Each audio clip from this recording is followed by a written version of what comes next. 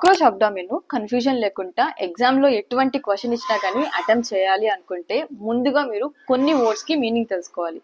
Dorsal side అంటే ఏంటి? వెనుక వెన్నుముక్క ఉంటుంది కదా, వర్టిబ్రల్ కాలమ్. సో ఈ ఏరియాని డోర్సల్ సైడ్ అంటాం. అండ్ ముందు రిబ్స్ ఉన్న ఏరియాని వెంట్రల్ సైడ్ అంటాం. యాంటీరియర్ అంటే ఏంటి?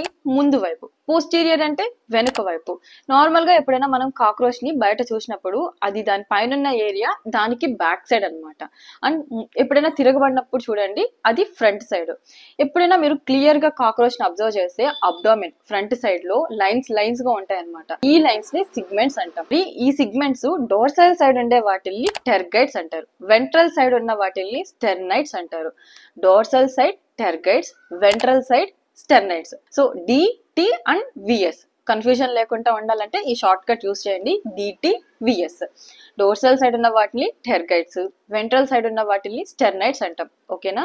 సో ఇప్పుడు మనం మేల్ కాక్రోచ్ ని, ఫీమేల్ కాక్రోచ్ ని ఎలా ఐడెంటిఫై చేస్తాం? వాటి యొక్క సెక్సెస్ ని బట్టే కదా. మరి అబ్డామిన్ లో ఈ సెక్సెస్ ఎలా అరేంజ్ చేశారు అనేదాన్ని ఈ కాక్రోచ్ అబ్డామిన్ యొక్క paragraph meaning. Both male female లో 10 సిగ్మెంట్స్ ఉంటాయి అబ్డామిన్ లో. ఫీమేల్ లో 7th segment, 8th segment, 9th segment మూడు కలిపి brood pouch or genital pouch ని ఫామ్ చేస్తాయి. ఒక్కటి గుర్తుపెట్టుకోండి, మేల్ కాక్రోచ్ అయినా ఫీమేల్ కాక్రోచ్ అయినా, ఈవెన్ మనమైనా మేల్ అయినా ఫీమేల్ అయినా కానీ జెనిటల్ ఆర్గాన్స్ అనేటివి వెంట్రల్ సైడే ఉంటాయి.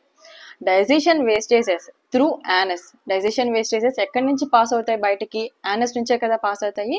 సో ఆ యానస్ అనేది డోర్సల్ సైడ్, వెనక సైడ్ ఉంటుంది. సో ఇప్పుడు మీకు అర్థమైంది కదా. సో వెంట్రల్ సైడ్ ఏముంటాయి? సిగ్మెంట్స్ ని, వెంట్రల్ సైడ్ సిగ్మెంట్స్ ని ఏమంటాము? స్టెర్నైట్స్ అంటాం. వెంట్రల్ సైడ్ ఉన్న స్టెర్నైట్స్ 7th స్టెర్నైట్, 8th స్టెర్నైట్, అలాగే 9th. వెంట్రల్ సైడ్ ఉన్న ఈ 7, 8, 9 స్టెర్నైట్స్ అనేటివి genital pouch or brood pouch ని ఫామ్ చేస్తాయి. అండ్ ఇక్కడ ఇంకొక విషయం గుర్తుపెట్టుకోవాల్సింది ఏంటంటే 7th స్టెర్నమ్ అనేది బోట్ షేప్, పడవ షేప్ లాగా ఉంటుంది.